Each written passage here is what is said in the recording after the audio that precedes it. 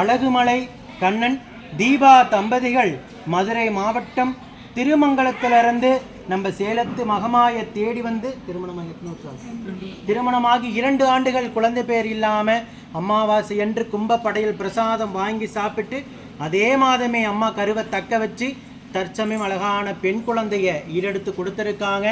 தை 1 நன்னாளான இன்று நம்ம ஆலயத்துக்கு தூக்கி வந்து வேண்டுதல் கடனை செலுத்திட்டு உங்கள் முன்னாடி சாட்சியாக நின்றுட்டு இருக்காங்க.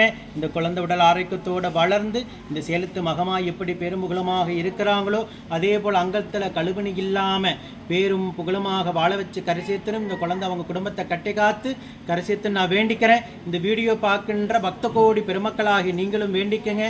இதே போல் நம்பி வந்திருக்கின்ற ஆயிரக்கணக்கான தம்பதிகளுக்கு ஒரே மாதம் 3 மாதத்துக்குள்ளதாக கருவை தக்க வச்சு அதிசயம் நிகழ்த்திட்டு இருக்காங்க இந்த சேலத்து மகமாய்.